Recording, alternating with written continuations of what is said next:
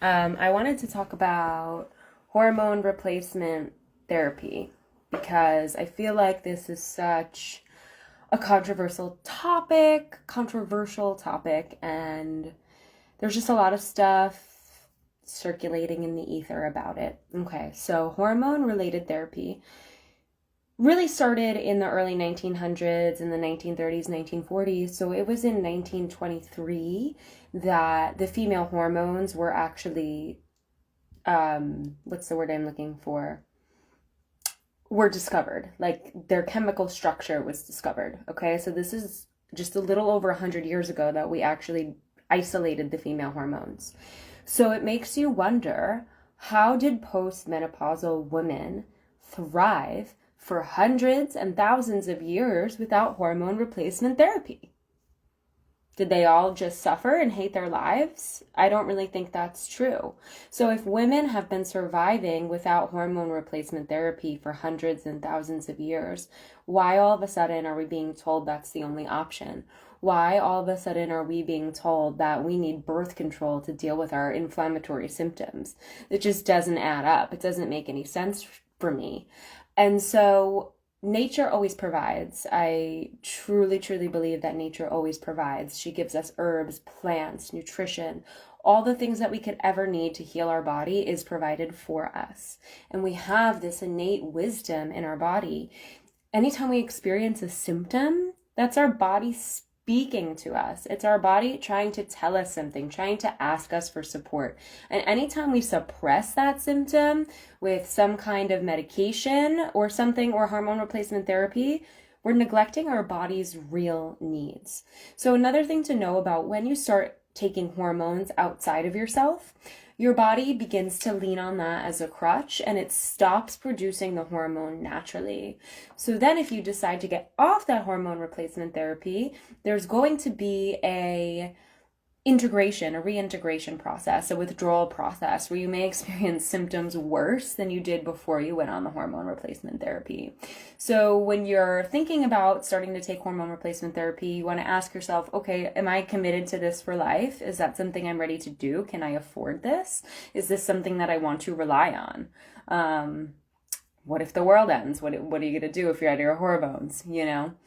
So I just want to offer that there are wonderful herbs out there. There's tons of nutrition practices that you can do, seed cycling, soy at strategic points in the cycle. And I also want to touch on the whole topic of soy.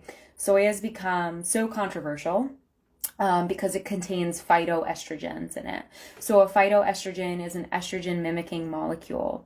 Okay, but what people don't realize is that it actually redirects our estrogen to the appropriate tissues in the body.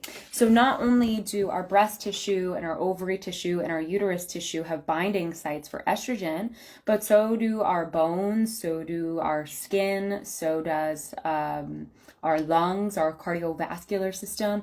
All of these things have estrogen binding sites. So when we're consuming soy, organic, of course, in a strategic manner, we're actually telling the body to redirect that estrogen to the tissues where we actually need it, right? So we see women in their postmenopausal or perimenopausal stage getting osteopenia and osteoporosis because the estrogen is building up in the breast and the uterus and the ovaries instead of going to the bones where it's supposed to.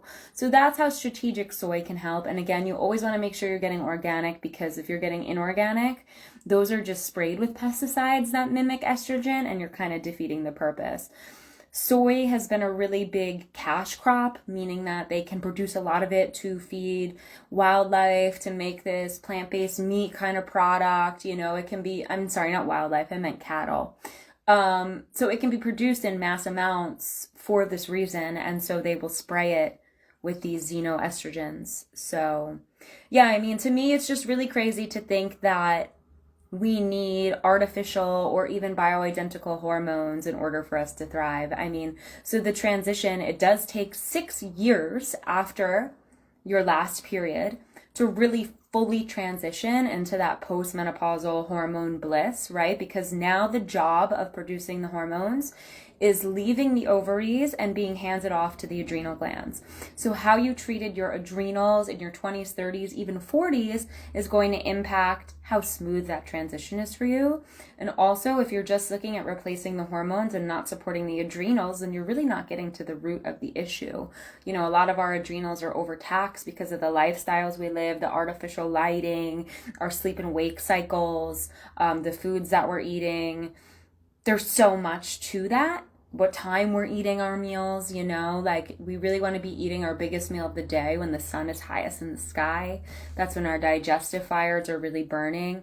We don't want to eat too late either, because as soon as the sun starts going down and it's getting to be the time of dusk, our melatonin starts to begin to rise. And the role of melatonin is to make you sleepy and get a good night's sleep and deep rest.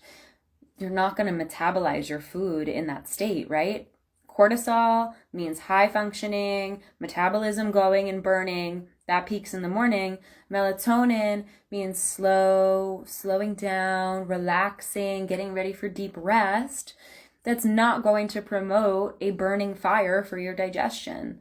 So there's even just like these small little tweaks that we can make that are going to better support our hormones, because if one hormone is out of balance, all hormones will be affected by that. It's like dominoes. So the minute that you are out of balance with one hormone, you're flicking that domino line and all of them are becoming subsequently imbalanced. So I'm just here to say, if you're a woman and you're perimenopause or even childbearing years or postmenopause, that there is a natural solution to your hormonal issues.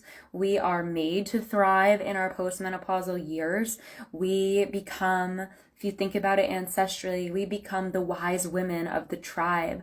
Our brain power is supercharged post-menopause as long as we're not harboring these toxins in our body and messing with our other hormones. The role of the grandmother is to be the wise one, the overseer, right? To do the foraging, to keep the peace, to use the strategic brain to keep the tribe safe, to have them grow and evolve.